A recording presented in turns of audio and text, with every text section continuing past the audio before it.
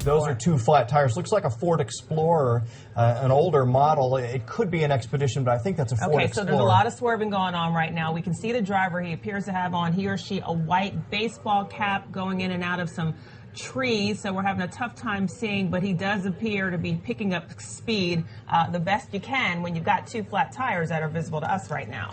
Okay, now Polk just past Lansing, we're hearing now. He's gone under, okay, obviously in a somewhat industrial area here.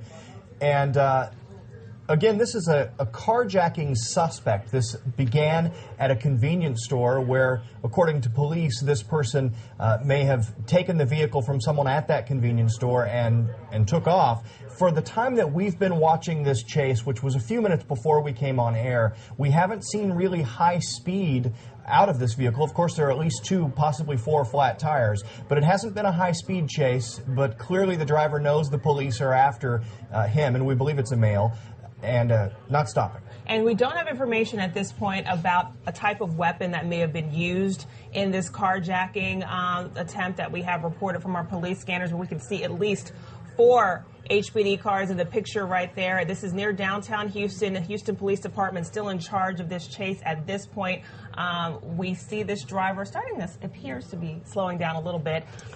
Actually, the car had come to a complete stop and had backed up a few feet right before we came on air. We thought it may have been the end of this chase. The police didn't jump out of their vehicles or anything at that point. They pulled in behind the SUV as it stopped, and it looks like he's slowing down again right now. The driver has come to a stop. Let's keep an eye on what's going on. We're watching the driver's side door. We don't know if there is a passenger in this car. Again, we have reports that this driver may be on crutches, so jumping out of the car, not going to happen at this point as he continues to drive on through this intersection as we're waiting for a location for you. Okay, he's making a right. He was still on Polk. He's making that right off of Polk. And clearly having a hard time continuing to go. Right the front left tire is completely shredded on the vehicle. The back left tire appears to be shredded too. Running on rims on that side, and again, we presume that it's rims on the other side as well. We know HPD successfully threw out spike strips when this driver was near the Memorial Park area, and after that point made his way toward the downtown area near the GRB. He exited Polk on 66 now, from what we understand, continuing on. Yeah, now on the wrong side of the road. We can see the school buses have pulled over there, but going into the oncoming traffic lanes, some more police officers there seem to have... He appears to be slowing down again. He's southbound on Wayside at this point. Okay, he stopped the car again. We have a very tight shot. It's been good news that he hasn't been racing, and we keep saying a he, but from that point there, it's hard to tell.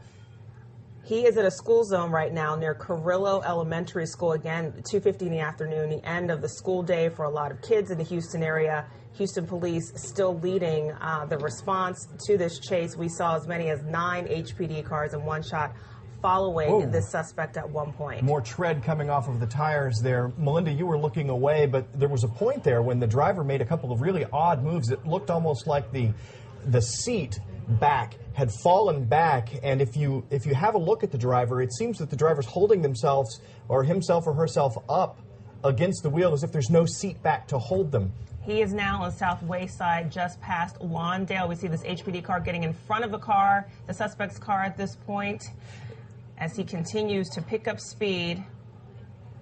South Wayside near Lawndale. Yeah, I think that police car 727 is going to pull in front of him and bring this to a stop.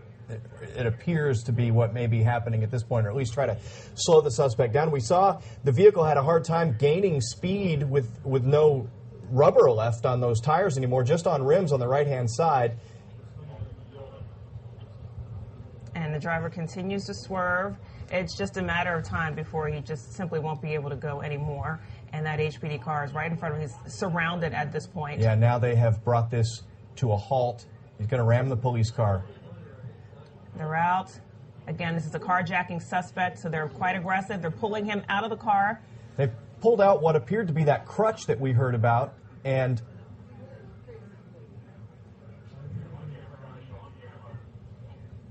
That was HPD another is getting a crutch that came reminder out. that they are on camera right now. We're hearing from our police scanners.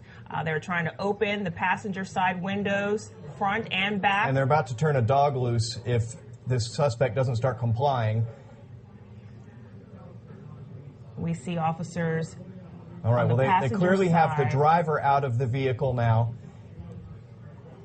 We can't see the driver. The person we're seeing there is the back of the police officer. Those dogs certainly help in compliance. Just the threat of having that dog turn loose often helps bring someone under control, and they haven't had to turn the dog loose. And so viewers understand this level of aggression by HPD. This call came in as a carjacking suspect, a stolen car here. He did not immediately get out of the car when it appeared he was ordered. We did have reports that he was on crutches. That crutch was removed by an HPD officer when they walked up or ran up to the driver's side door. That driver now out of the car. And we can see ground. he did have another flat tire on that side. There is some blood there. We don't know if the driver is bleeding because of falling when coming out of the car, or if there might have been a wound already. We just want to confirm the sex of the driver as well. And hard to tell from this distance. We did see longer hair, so we just want to make sure that we're correct. And we don't want to assume, because we have seen in the past suspects, male and female, with chases with HPD. But again, this is near downtown Houston. If you're just tuning in, we've been following this for about 20 to 25 minutes now. A carjacking suspect on the run from Houston police, actually, it's been almost 30 minutes.